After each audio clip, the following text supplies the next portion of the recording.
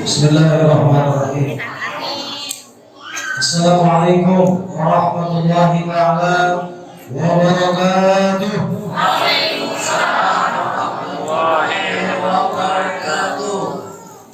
Innal hamdalillah nahmaduhu wa nasta'inuhu wa nastaghfiruh min shururi anfusina wa min sayyiati a'malina. May yahdihillahu fala mudilla lahu wa may yudlilhu fala hadiya lahu. Allahumma shalli wa sallim wa barik wa azim ala sayyidina wa habibina wa syafi'ina wa maulana Muhammadin sallallahu alaihi wasallam wa ala alihi wa sahbihi ajma'in. Amma ba'du. Yang saya hormati dan muliakan seluruh jamaah yang hadir pada kesempatan malam ini, malam ke-28 bulan Rajab 1442 Hijriah, bertepatan dengan malam ini 11 Maret 2021. Kita bisa berkumpul di masjid kita bersama, yaitu Mushola Al-Hidayah, yang semoga sesuai dengan namanya, masjid ini menjadi sababiyah hidayah buat kita semua.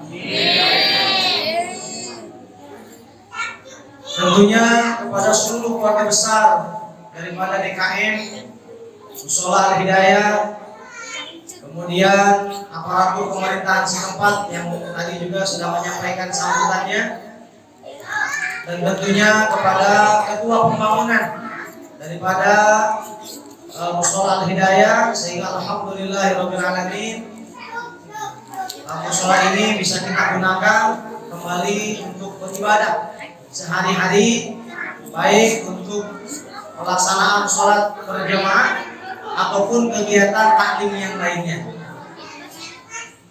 Dan mungkin nanti taraweh bulan Ramadan yang akan datang, nah ini sudah bisa digunakan ya, untuk pelaksanaan sholat-sholat sunnah yang lainnya.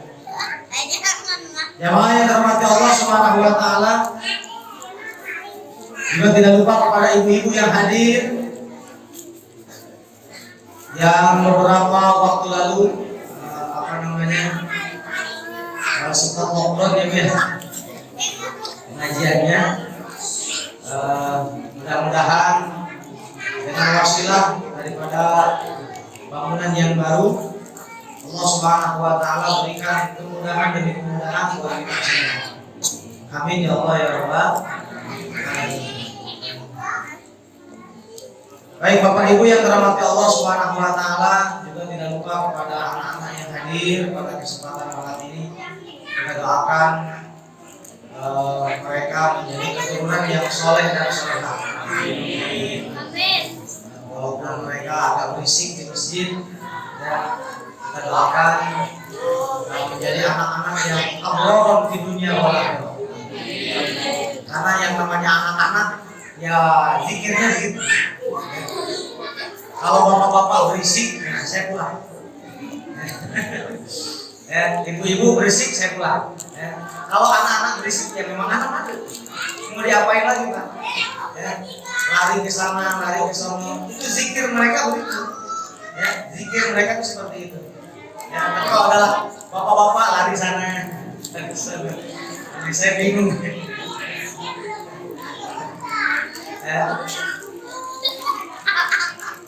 Anak-anak harus kita biasakan ke tempat-tempat ibadah, ya.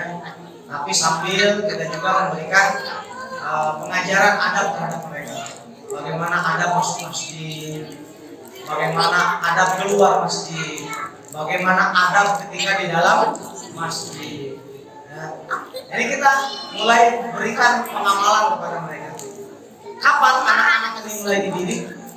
Anak-anak itu ada tingkatannya. Ya. Begitu lahir namanya walad atau tiflun, ya, anak kecil, ya, bayi. Waladun shaghir, anak kecil begitu lahir. Menginjak usia 5 tahun mereka menjadi tiflun, ya. Anak-anak balita, bayi umur 5 tahun. Kemudian usia 7 tahun mumayyiz, ya. Mumayyiz. Mereka bisa membedakan mana salah mana benar.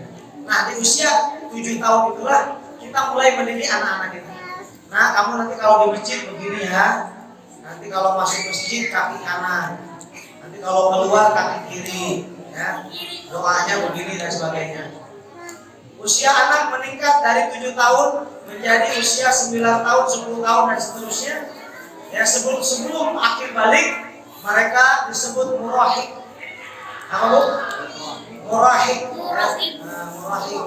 Jadi murahik itu adalah usia persiapan anak menjelang dewasa. Ya. Namanya murahik. Nah, ini mereka harus sudah pandai sholat, bagaimana sholat yang benar, bagaimana menutup aurat yang benar, ini sudah harus diceritakan kepada anak-anaknya. Nah, termasuk yang perempuan, bagaimana dan sebagainya. Kemudian usia 9 tahun ke atas, ya, ada yang sudah balik, ada yang belum. Ya. Yang sudah balik dikatakan mukallaf, orang yang tertaklim dengan hukum. Dia wajib sholat, wajib menutup aurat dan lain sebagainya. Karena ada kalanya anak-anak itu sekarang lebih cepat dewasa dibandingkan dengan anak-anak yang dulu. Nah, usianya dimulai dari 9 tahun. Ya. 9 tahun itu udah mulai dewasa, baik laki-laki maupun perempuan. Ya. Kalau perempuan nanti tandanya haid, kalau laki-laki tandanya ihtilam. Ya. Namanya rahmat Allah Subhanahu wa taala. Kemudian usia 15 tahun. Usia 15 tahun tidak haid, tidak ihtilam, maka hukumnya anak kita tetap akil balik. Akil itu berakal, balik itu umurnya sudah sampai kepada yang ditetapkan oleh hukum syara atau mukallaf. Wajib mereka sholat, mereka punya dosa sendiri dan sebagainya. Nah, jamaah yang dirahmati Allah Subhanahu wa taala, maka bagaimana ke depan ya, masjid juga ini sebagai tempat pendidikan buat anak-anak kita, juga untuk pendidikan ibu-ibu, kemudian juga tempat pendidikan untuk bapak-bapak. Dan mudah-mudahan pembangunan dari awal sampai akhir sampai nanti selesai mudah-mudahan ada dalam keberkahan. Amin. Ya Allah ya Rabbal alamin. Doa terbaik adalah buat para donatur, dermawan dan dermawati yang sudah menginfakkan hartanya di jalan Allah Subhanahu wa taala. Mana kosong minas sedekah.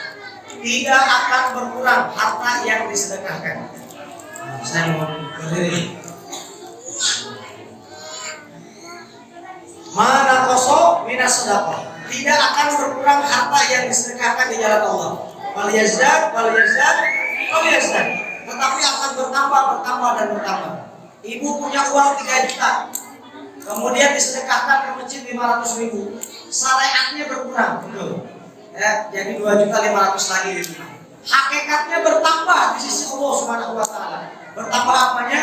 Bertambah keberkahannya. Kemudian bisa jadi uang yang kita keluarkan untuk sedekah 500.000 ini menjadi penarik untuk rezeki yang lainnya. Ya, di hazanahnya Allah Subhanahu wa taala. Karena manja bi hasanatin walahu asru amsalihha. Barang siapa yang mengerjakan satu kebaikan, Allah akan balas 10 kebaikan yang sempurna. Jadi kalau kita sedekah 500.000, seolah-olah kita punya simpanan berapa? 5 juta di hazanahnya Allah Subhanahu wa taala. Kita infak sedekah 1 juta, kita punya simpanan berapa? 10 juta di hazanahnya Allah Subhanahu wa taala. Ya. Makanya jangan kaget kalau ada orang ahli sedekah, maka kehidupannya semakin berkah, kekayaannya semakin bertambah, kemudian keluarganya semakin sakinah. Kalau ada masalah di rumah tangga kita, masalah ekonomi, masalah rumah tangga, masalah tetangga, nah itu artinya kita kurang sedekah, alias pelit, bin koret, bin buntut kasiran. Jangan pelit-pelit, apalagi untuk masjid. Ya. Dikatakan dalam sebuah hadis, man bana baitan fid dunya, banallahu baitan fil jannah. barang siapa yang membangun masjid di dunia, Allah akan bangunkan istana nanti di surga. Mau ibu masuk surga? Tapi ngontrak, nggak punya rumah, repot gitu urusannya. Maka kirimkan bahan bangunannya dari sekarang ke surga. Bagaimana caranya? Ada pembangunan masjid, kita ikut campur. Kita ikut campur dalam pembangunannya. Syukur-syukur satu masjid selesai oleh satu orang. Syukur-syukur. Kita ini masih kesulitan. Jangankan satu orang, berempuk sama 10 orang juga. Nah ini masih kerepotan. Makanya ini harus dirempuk sama bareng-bareng. Makanya di sini ada panitia pembangunan. Panitia pembangunan sebetulnya sanggup sendirian, Pak. Saya yakin. Cuman beliau ingin membuka lebar-lebar kesempatan untuk jamaah bagaimana ikut andil dalam pembangunan masjid. Karena sejatinya hadis ini artinya adalah barang siapa yang membangun masjid di dunia, Allah akan bangunkan istana di Ustaz, kalau begitu bagaimana dong? Kita kan membangun masjid ini reong-reongan nih.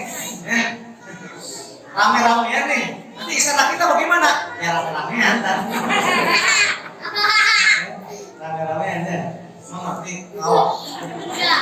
Saya ketawa aja deh ya. Biar awet muda ya. Baik ibu-ibu, bapak-bapak jamaah hadirin rahimakumullah. Maka jangan pernah merasa rugi ketika ada harta kita yang kita simpakan di jalan Allah, terutama untuk bangunan masjid. Nah perkaranya baik bapak ibu jamaah Allah Subhanahu wa taala, kita itu sering ada kesalahan istilah. Ini pernah saya luruskan di pengajian-pengajian, di antaranya di pengajian Iqram juga pernah dibahas, pengajian Suri juga pernah dibahas.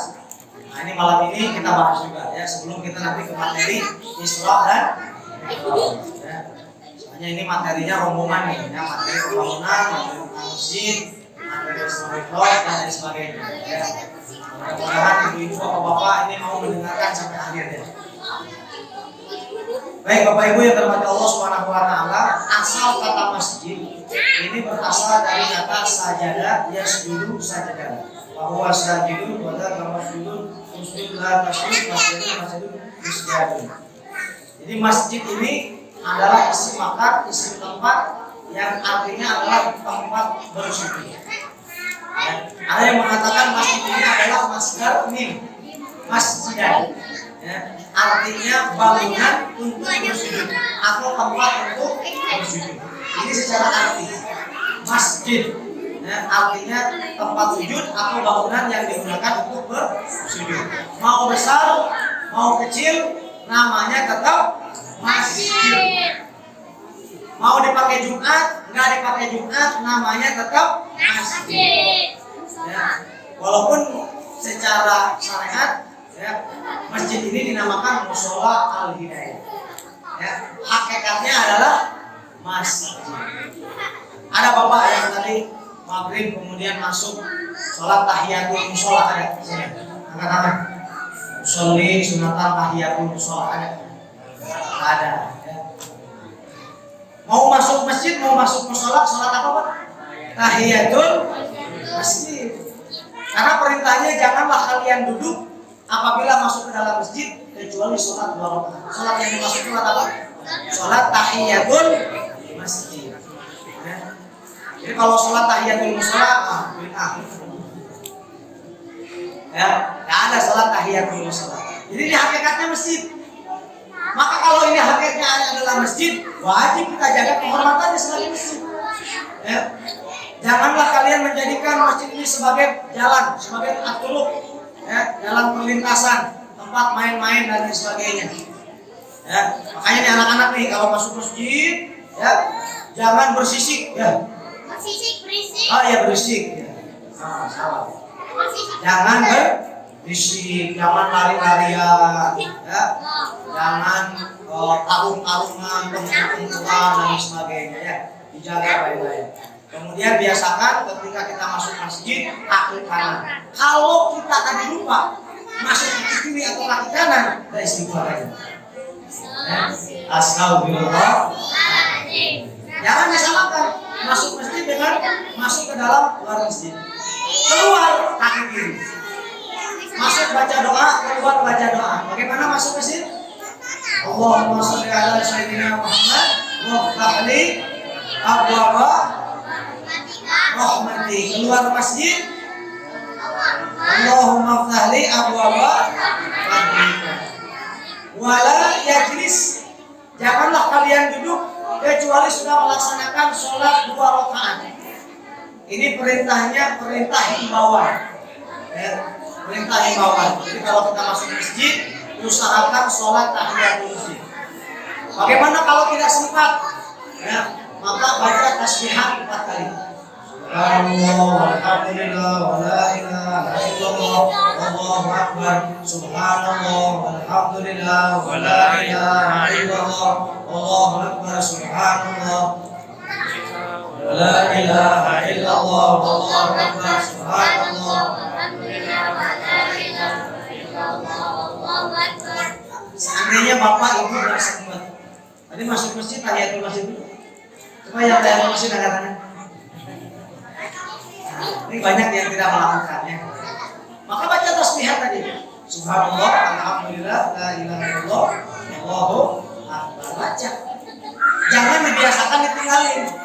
Kita kebiasaan masuk masjid biasanya enggak ngatur mau kaki kiri mau kaki kanan sama aja. Kebiasaan. Sehingga begitu masuk masjid ya biasa aja. Biasa enggak baca doa, begitu masuk masjid ya biasa aja. Ya. Keluar masjid nggak baca doa, biasa. Begitu keluar dari masjid ya biasa aja. Wajib kita jaga kehormatan masjid. Wajib. Apalagi adab-adab masjid, tidak boleh membicarakan dunia. Bisnis, baik itu bisnis offline maupun bisnis online. Di sini ada yang punya bisnis online. Nah, masuk masjid mode kapal terbang. Begitu. Kenapa? Takutnya begitu masuk ke masjid ada WA masuk. Bu, barang-barang masih ada. Bu, masih ada ini jualannya. Kata kita, ya masih ada. Mau berapa? Berarti kita chattingan dunia muamalah di masjid. Di dalam masjid. Ya. Nanti kita bahas hadis-hadisnya ya. Ada dalam kitab Al-Qur'an. Maka wajib kita jaga. Kemudian khairul aswaq al-masjid wa syarrul aswaq as-suq. Ya. Sebaik-baiknya tempat adalah masjid, seburuk-buruknya tempat adalah pasar. Ketika kita masuk ke masjid, maka kita masuk ke tempat yang sebaik-baiknya tempat. Ketika itu masuk pasar, Bapak masuk pasar, kita berkunjung ke tempat seburuk-buruknya tempat. Nah, kalau kita masuk masjid, maka kita masuk ke tempat yang terbaik. Mau bangunannya kecil, mau bangunannya besar, itu adalah tempat yang terbaik. Maka tempat yang terbaik di lingkungan kita adalah masjid. Maka jangan sampai kita bangun rumah yang harganya lebih mahal daripada masjid. Tanya ke bangunan, ini masjid habis berapa? Habis 200 juta. Oh, berarti ibu nanti kalau mau bangun rumah jangan melebihi 200 juta. 199 juta. Nah, ya. Ini harga masjid berapa? 500 juta. Nah, kita jangan bangun rumah yang harganya melebihi masjid atau sama dengan masjid. Minimal di bawahnya. Berarti 450 juta. Ya, cukup buat rumah Bu. Cukup 450 juta cukup. Aduh, cukup lah. Cukup lah 450 juta. Ya. Bapak Ibu yang dirahmati Allah Subhanahu wa taala. Kata Nabi, barang siapa yang bangunannya itu lebih baik daripada masjid, maka saksikanlah bahwa dia adalah orang munafik. Alhamdulillah ini. Kemudian apa fungsi masjid? Fungsi masjid pada zaman Rasulullah SAW. Baginda Nabi ini ketika perjalanan hijrah, ini membangun masjid. Masjid yang pertama kali dibangun oleh beliau adalah Masjid Quba. Masjid Quba ini didirikan tanggal 8 Rabiul Awal, kurang lebih tanggal 30 September. Ada tahun 620-an Masehi. Ya. Masjid yang pertama kali dibangun oleh baginda Nabi adalah Masjid Quba. Ya. Ada yang pernah ke Masjid Quba kata? Belum? Nah, nanti insya Allah ya, bareng-bareng ya. Masjid Quba ini punya kelebihan. Barang siapa yang berwudu dari rumahnya, kemudian datang ke Masjid Quba, sholat 2 rakaat, di Masjid Quba, maka sama dengan umroh yang diterima. Jadi Bapak kalau ke Masjid Quba, ya, ngapain? Punya wudu, kemudian sholat 2 rakaat di dalamnya. Sholat tahiyatul masjid, kalau waktu duha tambah sholat duha. Pokoknya sholat 2 rakaat. Barang siapa yang dari rumahnya berwudu datang ke Masjid Quba, sholat 2 rakaat, maka seperti umroh yang diterima. Bahkan ketika di Madinah, baginda Rasulullah SAW senantiasa sering berkunjung ke Masjid Quba. Masjid Quba. Nah, nanti yang mau tahu sejarah tentang Masjid Quba, silakan lihat di status besok ya. Kita dakwah by status. Jamaah yang dirahmati Allah Subhanahu wa taala. Lalu di dunia ini masjid mana yang paling mulia dan dimuliakan oleh Allah Subhanahu wa taala? Ada 3 masjid yang tercatat, Masjid Agung, masjid yang mulia, masjid yang dimuliakan oleh Allah Subhanahu wa taala, pahalanya besar. Kemudian kita boleh bersusah payah untuk mengunjungi 3 masjid ini. 1, Masjidil Haram yang ada di kota suci Mekah. Yang kedua, Masjid Nabawi yang ada di kota suci Madinah. Yang ketiga, Masjidil Aqsa yang ada di kota Yerusalem. Ya, atau Al-Quds. Barang siapa yang sholat 1 rakaat di Masjidil Haram, maka ini sama dengan 100.000 rakaat di masjid yang lain. 100.000 bandingannya 100.000. Masjid Nabawi 1.000. Masjid Al-Aqsa 500 kali lipat. Jadi Bapak sholat 1 rakaat di Masjidil Haram sama dengan 100.000 rakaat di Masjid Al-Hidayah. Ya. Begitu juga dengan di Masjid Istiqlal, sama aja. Ya. Karena selain 3 masjid yang tadi disebutkan, semuanya sama. Tinggal ada masjid lama, ada masjid baru. Ya. Nanti ada perbedaannya. Di Masjid Nabawi sama dengan 1.000. Ibu sholat di Masjid Nabawi 1 rakaat sama dengan 1.000 rakaat dengan masjid yang lainnya. Di Masjidil Aqsa 500 kali lipat. Ya, 1 rakaat di Masjidil Aqsa sama dengan 500 kali lipat dibandingkan dengan masjid-masjid yang lain. Ya. Mana masjid yang paling agung, yang paling besar? Nah, antaranya adalah Masjidil Haram tentunya. Ya, yang memuat 1,5 juta jamaah di dalamnya. Nah, ini Masjid Al-Hidayah berapa juta ya? Ini insya Allah 200 jamaah muat ya. Nah, jamaah muat ya. 200 jamaah belum nanti ini dekat belakang.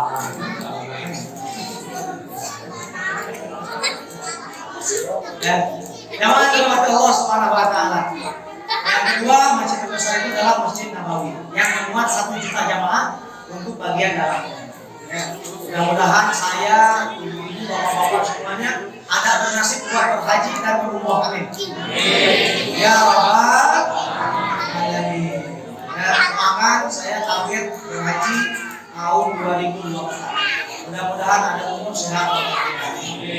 Yang mau bareng ayo bismillah. Ya. Mulai jual-jualin tanahnya ya. Jamaah yang dirahmati Allah Subhanahu wa taala. Lalu ada berapa jumlah masjid yang di Indonesia? Menurut Ketua DMI, Dewan Masjid Indonesia, Bapak Kiai Muhammad Yusuf Kala, beliau mengatakan kurang lebih ada 800.000 masjid yang terdaftar di Indonesia. Ya, yang terdaftar di Indonesia ini ada 800.000 masjid, jumlah terbanyak sedunia. Jumlah terbanyak sedunia. Jadi Indonesia memiliki masjid terbanyak, Pak.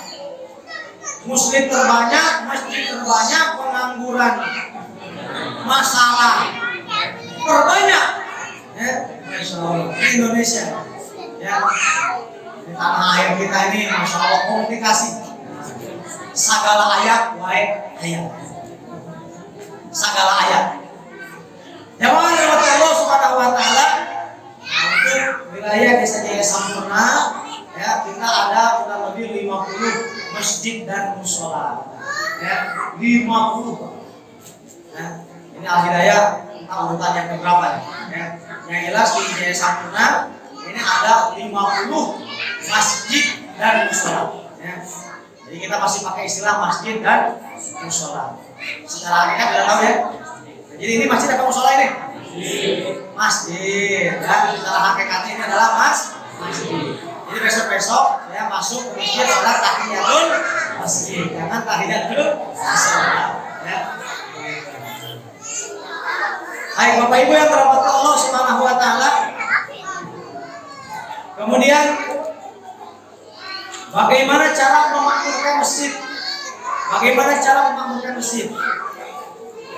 Jadikanlah masjid kita sebagaimana masjidnya Rasulullah SAW. Bagaimana masjidnya Rasulullah SAW? Ketika peristiwa hijrah dari mulai tanggal 1 Rabiul Awal, baginda Nabi Muhammad SAW melakukan peristiwa hijrah minal Makkah ila Madinah, dari Makkah ke Madinah. Begitu nyampe ke gerbang Saniyatul Wada, nyampe ke kota Madinah, yang pertama kali dibangun oleh Nabi bukan rumah, bukan gedung, bukan kantor, tapi masjid. Masjid yang dibangun di kota Madinah oleh baginda Nabi adalah Masjid Nabawi. Berapa ukurannya dulu? 15 kali 15 meter. Tiangnya pohon kurma, atapnya daun kurma, bawahnya pasir. Itu keadaan Masjid Nabawi pertama kali dibangun. Ukurannya 15 kali 15 meter. Sekarang Masya Allah, luar biasa. Ya. Lalu bagaimana baginda Nabi Muhammad SAW menjadikan masjid itu menjadi tempat yang makmur? Beliau jadikan masjid adalah sebagai pusat ibadah, tempat orang-orang muslim untuk melaksanakan sholat fardu 5 waktu, untuk melaksanakan sholat sunnah, untuk membaca Al-Quran, taklim, ya. Kemudian tempat tinggal kadang-kadang. Tidak ada beberapa ahli sufa, orang-orang Madinah dari kaum muhajirin, tapi bukan dari Blok N ya. Maksudnya dari Mekah, ya, muhajirin namanya. Kemudian datang ke kota Madinah sebagai muhajir, orang yang berhijrah. Mereka tidak punya rumah, tinggalnya di mana? Di masjid. Jadi ada satu ruangan yang diciptakan, ditinggikan, kemudian dinamakan sufah. Jadi sufah itu adalah bagian daripada masjid, tempat tinggal orang-orang yang tidak punya rumah. Ya, namanya sufah. Nah di sufah itulah orang-orang tinggal di sana. Mereka kadang makan, kadang nggak makan, kadang makan sehari, kadang nggak makan 2 hari dan seterusnya. Silih berganti. Ya. Nah kemudian masjid juga dijadikan oleh baginda Nabi sebagai pusat pemerintahan. Jadi boleh nggak mengadakan musyawarah di masjid? Boleh. Bahkan bagusnya di masjid. Ya kali-kali di rumah makan Kartini ya. Yang sekarang udah menjadi namanya Sabilu. Ya. Ini mah informasi aja. Kalian yang kesal. Ya. Mahal Pak Ustaz dengan terima. Banget itu murah. Jamaah yang dirahmati Allah Subhanahu wa taala. Jadi dijadikan tempat musyawarah. Musyawarah apa? Ya musyawarah kepentingan agama, kepentingan dunia, kepentingan masyarakat dan lain sebagainya. Ini bagaimana caranya nih di Al-Hidayah ini dan sekitarnya aman dari pencurian. Ya. Apakah rumah gemboknya 10? Ya. Apakah setiap rumah dikasih satpam satu-satu? Ya. nanti yang gaji ketua DKM, umpamanya apa ketua RW dan sebagainya. Nah, ini tidak silakan dimusyawarahkan. Ya, dimusyawarahkan di masjid. Jadi masjid itu bukan hanya tempat ibadah, sholat, kemudian selesai dikunci pintunya, tidak. Tapi dijadikan sebagai pusat pemerintahan. Ya. Juga dijadikan sebagai pusat pendidikan, di mana anak-anak kita tempat belajar agama, ibu-ibu tempat belajar agama, kemudian bapak-bapak juga tempat belajar agama. Karena agama wajib dijalankan. Kita bisa menjalankan agama apabila kita paham agama. Kita bisa paham agama apabila agama itu dipelajari. Ya, bukan hari ini Pak, banyak orang yang enggan sekali duduk di majelis taklim. Ya, begitu. Jarang yang mau duduk di majelis taklim. Membahas tentang Al-Quran, tentang hadis. Jarang sekali. Sekalipun ada seminggu sekali. Ya. Sekalipun seminggu sekali, Masya Allah, ada yang nggak bawa catatan, begitu. Jadi ngajinya masuk telinga kanan, keluar telinga kiri, lumayan.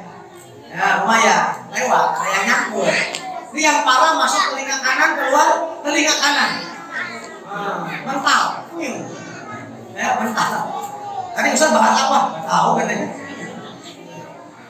Sehingga nggak paham-paham. Makanya penting di sini ada majelis taklim bapak-bapak, kemudian disediakan gurunya, ada majelis taklim ibu juga disediakan. Dan semuanya ikut ambil, mau duduk. Ya, mau duduk kenapa? Karena mempelajari agama adalah kewajiban setiap kaum muslimin dan muslimat. Ini kadang-kadang majelis taklim itu bagi yang mau aja. Ayo yang mau, ayo. Ya, yang mau ke majelis taklim. Nanti ada door prize. Ya. Berapa orang, berapa sebagainya. Wajib kita hadir di majelis ilmu. Ya. Wajib, bapak-bapak ini wajib hadir di majelis ilmu. Kalau ilmu fardhatun ala kulli muslimin wa muslimatin minal mahdi ilal lahdi. Menuntut ilmu hukumnya wajib ain, bukan wajib kifayah. Bagi setiap muslim laki-laki dan muslim perempuan. Apa itu wajib? Ma wa'adallahu fa'ilahu bisawab wa ma wa'adallahu ta'rikahu bidiqam. Perkara yang dijanjikan Allah apabila dikerjakan dapat pahala. Perkara yang dijanjikan Allah siksa apabila ditinggalkan. Kalau kita nggak ngaji dosa. Ya. Apabila DKM tidak mengadakan pengajian berdosa. Apabila aparat pemerintahan tidak mendorong DKM untuk mengadakan pengajian berdosa juga.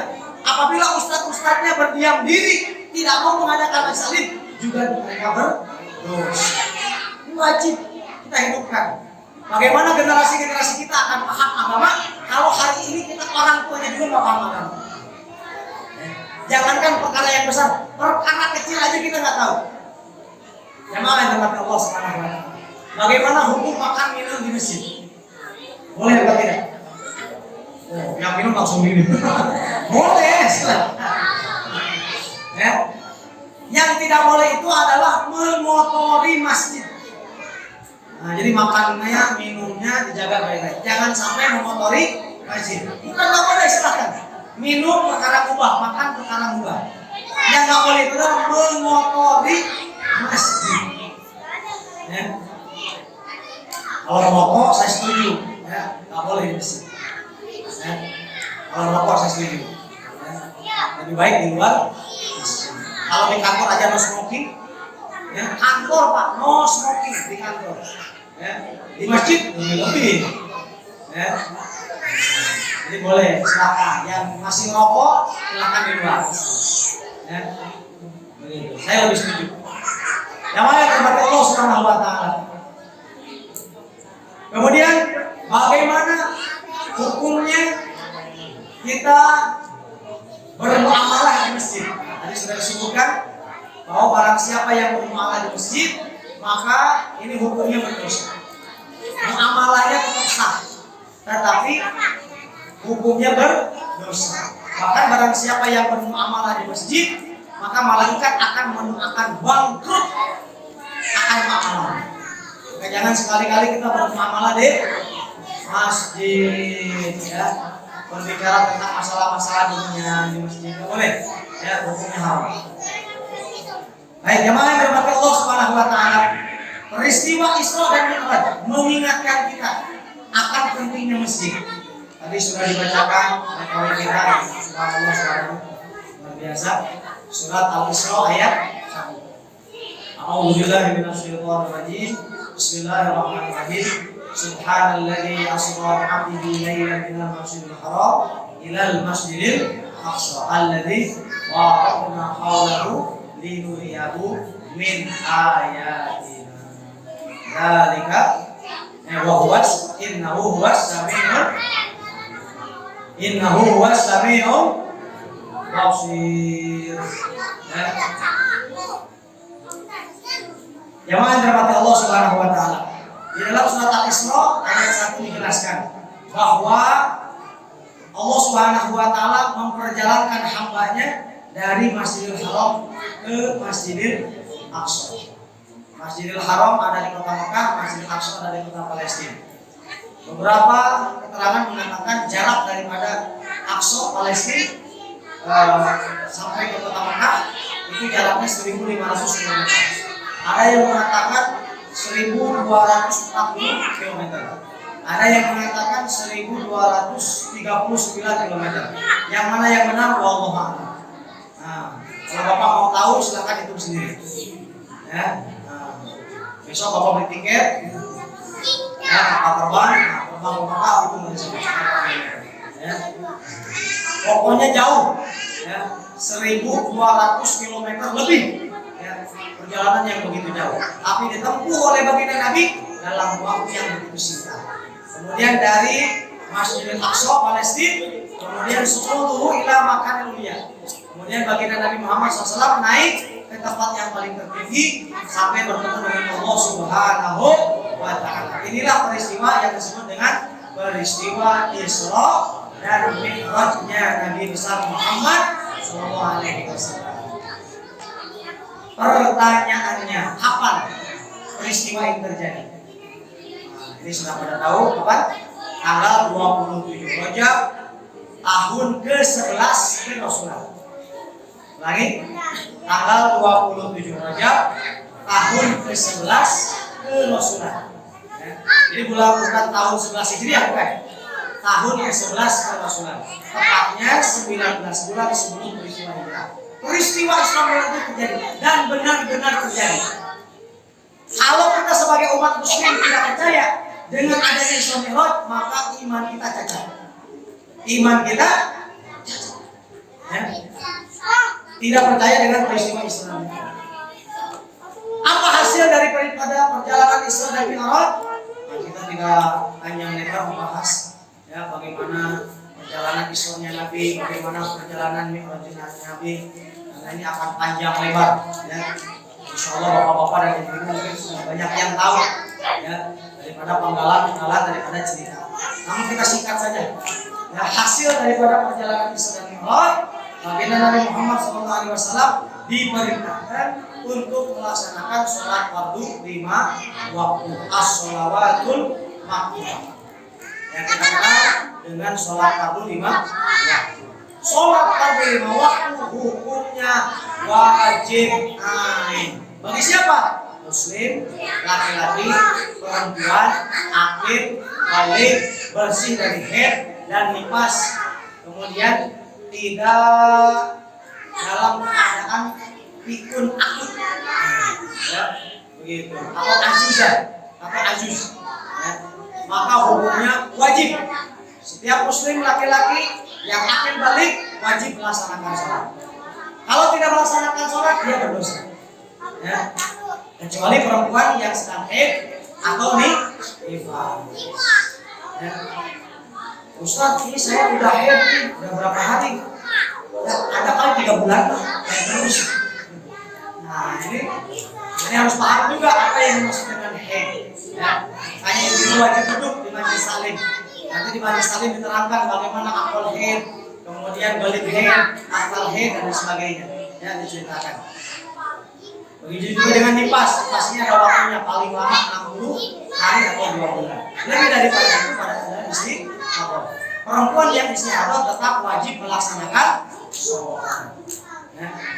Bapak-bapak jangan mimpi mau head. Pak, kenapa nggak musik? Saya lagi head. Ya, gitu. Jangan mimpi. Karena sampai kapanpun laki-laki tidak akan pernah head. Laki-laki tidak akan pernah nifas. Maka tidak ada halangan bagi laki-laki untuk senantiasa ke masjid. Jamaah yang dirahmati Allah Subhanahu wa taala. Lalu bagaimana orang yang meninggalkan sholat fardu 5 waktu? Bagaimana hukumannya? Barang siapa yang meninggalkan sholat fardu 5 waktu, maka hukumnya adalah dosa besar. Hukumnya adalah dosa besar. Tidak ada yang bisa menebus dosa sholat kecuali sholat itu sendiri. Ibu tahun kemarin gak puasa, bisa ditebus dengan fidyah. Tidak mengeluarkan zakat, bisa dikodok zakatnya, dikeluarkan tahun sekarang. Tapi yang namanya sholat, ini wajib ditebus lagi dengan sholat. Tidak bisa ditebus dengan fidyah. Maka sekali-kali jangan pernah meninggalkan sholat, walaupun capek, walaupun sibuk, walaupun banyak utang dan lain sebagainya, apalagi banyak uang. Jangan pernah meninggalkan sholat satu waktu pun. Satu waktu pun. Kenapa? Karena ini adalah hukumnya wajib ain.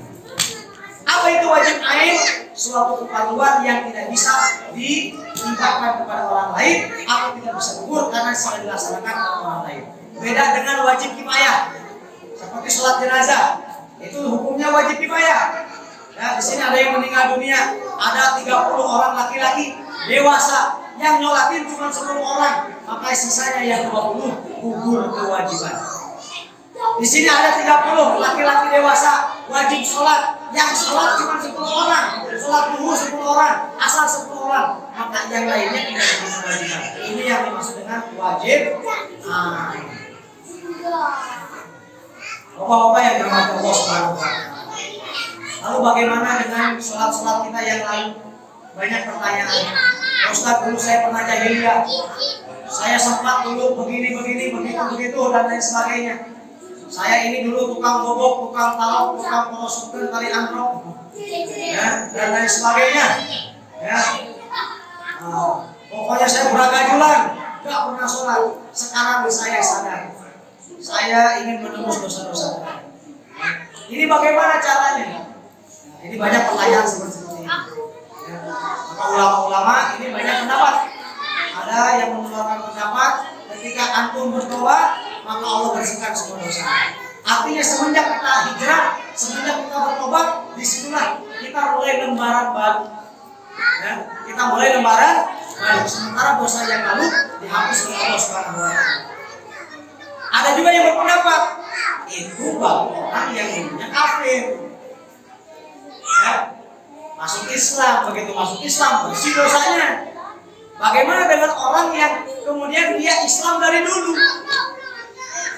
Emaknya Islam, bapaknya Islam, kakek neneknya Islam. Dia dilahirkan dalam keadaan Islam. Cuma dalam perjalanannya, usia remajanya dia beragajulan. Ya, dunia hitam dan lain sebagainya. Nah, ini ada yang mengatakan tetap bertobat, kemudian membayar seluruh amalan-amalan yang pernah ditinggalkan. Ini rekodnya. Ya. Kita nggak tahu Pak berapa jumlah rakaat yang kita tinggalkan. Betul. Ya, umpamanya saya dulu pernah beragajulan 5 tahun. Kan mungkin dari 5 tahun itu ada sholat, ada juga dan lain sebagainya. Ini kita bingung. Ya. Maka yang amalan yang paling pertengahan yang lebih baik adalah kita tetap bertobat kepada Allah Subhanahu wa taala dengan taubatan nasuha, sungguh-sungguh dalam tobat kita tidak lagi meninggalkan sholat fardu dan 5 waktu. Kemudian berusaha sekuat tenaga mengqadha sholat yang lalu. Berusaha. Ya. Tadi sholat subuh, sholat duha, sholat subuh. Kata istrinya, kok sholat subuh lagi? Dulu mah, jadi istrinya dikasih tahu. Ya, habis sholat zuhur di masjid, pulang lagi di rumah, sholat zuhur lagi di. Ya, jadi kotornya jangan di masjid, Ntar malah jadi timbul fitnah. Ya, habis sholat subuh, sholat lagi. Ya, malah jadi timbul fitnah. Jadi sholatnya silakan di rumah. Jikalau sanggup dan mampu. Apabila dalam perjalanan tobat, makanya kita baru 1 bulan, baru 2 bulan melaksanakan tobat kita, kemudian Allah memanggil, maka insya Allah manis kalau amanlah dan barang siapa yang beristighfar seperti tiada dosa lagi. Dan mudah-mudahan ayat hari ini menghilangkan dosa Allah, bukan dosa-dosa kita. Amin ya Allah ya Rabbal alamin. Baik jemaah yang dirahmati Allah Subhanahu wa taala, ini karena ini kajian, jadi sebelum saya tutup sedikit, saya ingin menceritakan beberapa hadis yang berkaitan dengan masjid. Ya, membacakan beberapa hadis yang berkaitan dengan masjid.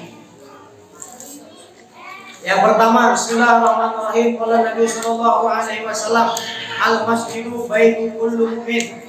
Masjid ini adalah rumah bagi setiap orang yang beriman. Ya. Mushola Al-Hidayah adanya di blok apa ini? Di blok M. Perumahan Grand Cikarang Village. Ya. Bukan berarti Mushola Al-Hidayah ini punyanya orang blok M. Ya, jelas kira-kira? Ya. Nah, jadi punyanya siapa? Punyanya orang beriman. Siapapun orang Islam yang mau beribadah, silakan. Pintu Al-Hidayah terbuka lebar 24 jam. Betul? Nah, ya. Karena saya pernah Pak sholat di beberapa masjid, masjidnya dikunci. Ya, padahal baru jam 8:30 waktu itu. Ya, masjidnya dikunci. Ya. Ini alhamdulillah terbuka, jendelanya juga terbuka lebar, masya Allah. Ya. Berkah ya, berkah ya. Berkah.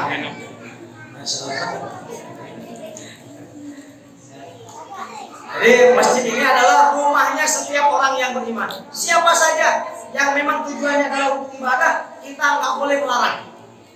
Nggak boleh melarang. Bapak jamaah dari mana Pak? Oh dari Amerika. Ngapain Pak kesini? Mau sholat silakan. Ya welcome. Nah, Bapak dari mana Pak? Oh ini dari Jepang. Nah, Irasaimasu. Aduh silakan masuk. Ya. Gitu. Jadi dipersilahkan, ya, dipersilahkan. Tidak boleh kita membeda-bedakan jamaah yang mana, jamaah yang mana. Tidak boleh ada masjid eksklusif. Ya. Kalau ada masjid yang eksklusif, maka dikhawatirkan masjid ini menjadi masjid dolor. Ya. Ada masjid yang khusus ala takwa, ada masjid dolor. Ada masjid yang dibangun karena memang atas dasar ketakwaan kepada Allah Subhanahu wa taala untuk tempat ibadah, ada yang masjid yang sifatnya dolor atau mengandung masalah. Idza ra'aitumur rajul mulazimal masjid fashhadu lahul bil iman. Apabila kita melihat ada seorang laki-laki setiap hari mondar-mandir ke masjid. Mondar-mandir ke masjid, zuhur ke masjid, asar ke masjid, maghrib ke masjid, jam 12 malam juga ke masjid. Masyaallah. Maka fashhadu annahu bil iman.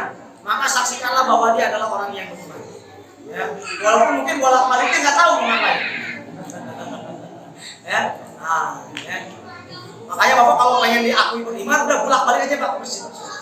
Ya, gitu. Ngapain? Ya sekolah. Mau ngapain lagi Pak? Ya. Ustaz kan saya mah dikasih sama PKN cuma azan doang. Terus tapi azan bener? Ya saya mah azan pulang saya mah. Ya. Bener sini Ustaz. Ya. Jamaah rahmat Allah Subhanahu wa taala. Wa man takallama bi kalamid dunya fil masjid, ahmadallahu amalu 40 sanah.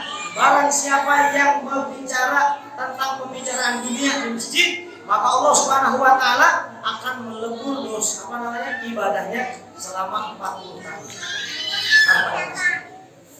Ibadahnya 40 tahun dilebur. Ya, diharusin. Masyaallah. Nauzubillah min dzalik. Innal malaikata yatakarrahuna minal mutakallimina fil masjid bi kalamil lahu wal jur. Sesungguhnya malaikat sangat membenci orang yang berbuat senda gurau di masjid. Ya, berbuat senda gurau di masjid, bercanda-canda dan sebagainya. Nah, ini sangat membenci. Maka jangan sampai malaikat benci kepada kita. Namun bagaimana malaikat sayang kepada kita dan mendoakan kita. Man asroja sirojan fil masjid biqadarin ma yadurru fil ain la tazalil malaikatu yastaghfiru lahu ma dama dzalika daw fil masjid. Barang siapa yang menyalakan lampu di masjid. Ini yang nyalain lampu siapa?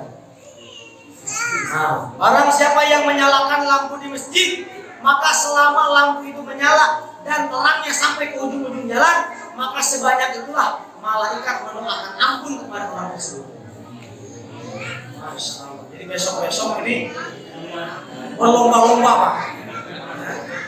Jadi ada titik start, ada titik finish. Lomba-lomba.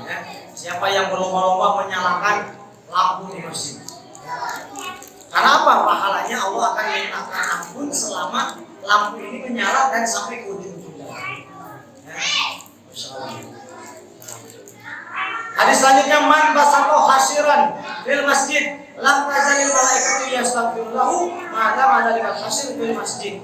Barang siapa yang menghamparkan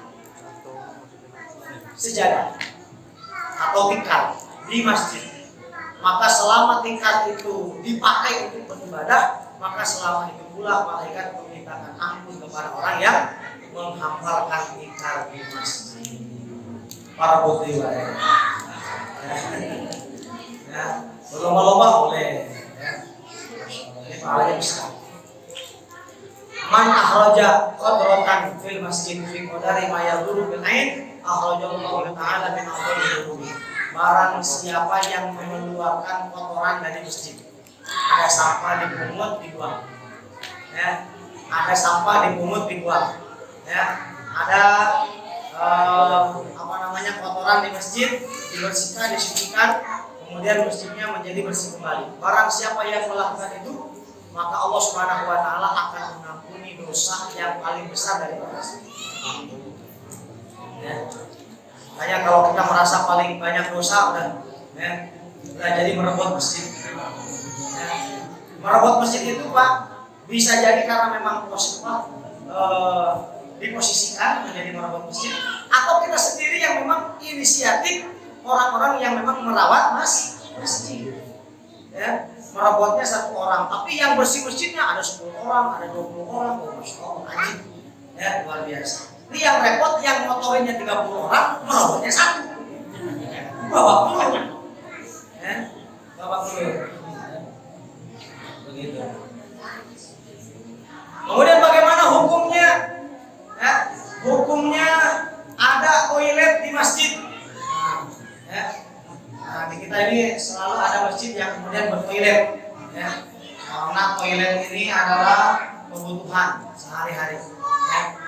Perhatikan, kalau bisa tempatnya terpisah. Kalau bisa. Ya, apabila nempel di masjid, maka bedakan bangunan bapaknya. Jangan sampai nempel ke masjid. Jadi walaupun batak, ini batak, ya nggak apa-apa. Ya, yang penting bangunannya beda. Gitu. Jangan ini bata masjid, ini kita bikin di sini. Ya, kecuali mungkin bidaruroh, ya, karena memang nggak ada tempat lagi, maka dia bikin bata baru, ya, walaupun nempel di situ. Ya. Kalau bisa terpisah. Ya. Kemudian usahakan jangan sampai ada urinoir di masjid, tempat kencing berdiri. Ya. Kenapa? Karena bahaya. Baginda Nabi Muhammad SAW 14 abad yang lalu mencontohkan yang namanya kencing itu jongkok. Yang namanya kencing itu jongkok. Dengan jongkok posisi kaki kanan ditinggikan daripada kaki yang kiri. Kaki kiri di bawah, kaki kanan ditinggikan. Ya. Kemudian merubah posisi untuk memijat antum kemih, kemudian berdehem 3 kali, memastikan agar tidak ada lagi sisa air kencing. Kalau kita kencing berdiri, bapak kencing berdiri, maka dipastikan ada sisa air kencing. Pernah enggak? Ya? Begitu bapak mau sujud atau mau ruku, seolah-olah ada yang keluar setetes dada. Saya yakin pernah. Ya, apalagi yang kencingnya buru-buru. Ya. Begitu, kencingnya buru-buru. Nah, kemudian langsung wudhu, begitu rukuk sujud seolah-olah ada yang keluar. Bagaimana dengan ibu-ibu? Ya sama, ibu-ibu sama. Ya, kemarin di perumahan mana tuh, saya nggak sebut perumahannya, ada yang mengatakan katanya kalau ibu-ibu harus kencingnya berdiri. Waduh, saya bilang ini bikin dari mana? Ya, ibu-ibu kencing berdiri. Ya, sama laki-laki perempuan kencingnya jongkok. Ya, dengan posisi yang dicontohkan oleh baginda Rasulullah SAW. Jangan sepelekan kencing, karena banyak siksa kubur diakibatkan dari sisa air kencing. Sholat tidak sah apabila kemudian kita berwudu masih keluar air kencing. Ya, jadi jangan sepelekan kencing. Ya, jadi boleh kita ada toilet, tapi toiletnya kalau bisa tempat kencingnya juga tempat kencing jongkok. Ya, atau andas atau toilet dan lain sebagainya. Ya, ini untuk menjaga kehormatan daripada masjid. Ya, kemudian apabila di kita banyak anak-anak, tolong dicek anak-anak masuk ke masjid, pastikan kakinya dalam keadaan suci. Saya pernah lihat satu masjid, tempat wudunya nyambung dengan masjid. Tempat wudunya nyambung, banyak anak-anak di situ. Saya pernah lihat ada anak-anak masuk ke WC rombongan, ada yang 3 orang. Masuk. Begitu beres sholat saya cek WC-nya. Ternyata batanya datar, nggak ada selokannya. Ya. Nah, saya panggil DKM-nya, Pak DKM sini. Ini saya lihat tadi ada beberapa anak masuk ke sini kencing rombongan. Seandainya saya bilang ada yang kencing di sini, kemudian dia membasuh air kencingnya, kira-kira air kencingnya melebar kemana-mana nggak sih? Oh, melebar kemana-mana. Terus kalau ada yang keluar kemudian kakinya najis nggak sih? Najis saudara. Kemudian dia mencuci kakinya nggak suci, nggak bersih. Kemudian dia masuk ke masjid, masjidnya jadi kotor nggak? Jadi najis nggak? Jadi najis. Tolong perbaiki. Ya. Usahakan yang namanya WC itu ada selokannya. Jadi begitu disiram, itu air nggak balik lagi, Pak. Nah, ini penting. Ya. Terlebih lagi kita ada bangunan masjid dan sebagainya. Ini perkara yang penting, bukan perkara yang sepele. Maka mudah-mudahan semua bangunan-bangunan masjid yang di wilayah Desa Jaya Sampurna ini mungkin nanti saya akan keliling cek and recheck dan lain sebagainya. Dan mudah-mudahan bisa membantu daripada pembangunan, tata letak dan lain sebagainya, agar nanti hisab kita nanti di akhirat tidak terlalu berat di hadapan Allah Subhanahu wa Ta'ala. Ya. Sebagai penutup, baginda Nabi Muhammad SAW mengatakan, la taj'alu masajidakum qatur. Janganlah kalian menjadikan masjid-masjid kalian qatur seperti jalanan. Seperti jalanan. Makanya Bapak mau lewat dari sono, karena ada pintu lewat sini, lewat sono. Jadi jangan sampai dijadikan sebagai tempat perlintasan. Ya. Adapun masalah tidur di masjid, istirahat di masjid, selagi masih bisa menjaga kehormatan masjid, laisa muskilah, tidak apa-apa. Umpamanya di sini ada itikaf nih, ya, maka boleh kita istirahat di masjid dengan menjaga adab pada masjid. Kemudian tidak tidur di saf depan, ya, kalau mau tidur di saf belakang, begitu. Kemudian menjaga aurat dan lain sebagainya. Ya. Baik jamaah yang dirahmati Allah Subhanahu Wa Taala, kurang lebih itu saja mungkin yang bisa Al-Fatihah sampaikan terkait dengan hal-hal yang berkaitan dengan masjid. Tentunya belum sempurna disampaikan, namun karena waktu ini sudah larut malam, ini juga banyak anak-anak yang hadir, ya, mudah-mudahan di lain waktu dan kesempatan bapak-bapak, ibu-ibu punya semangat ya untuk memakmurkan masjid kita. Ya, ini sudah kita susah payah dibangun, ya, sudah susah payah kita mengeluarkan dana, betul? Ya, sampai emas-emas dikeluarkan, ya, ada Mas Yono, ada Mas siapa lagi, ya, nah, dikeluarkan untuk membantu pembangunan masjid, ya, jangan sampai usaha kita ini hilang percuma saja, ya, karena memang memakmurkan masjid jauh lebih sulit daripada membangun masjid. Tapi memakmurkan masjid adalah bukan perkara yang mustahil, ya, tinggal bagaimana setiap kita saling mengajak, ya, saling mengajak, begitu. Ya, kemudian diusahakan setiap waktu dikumandangkan azan.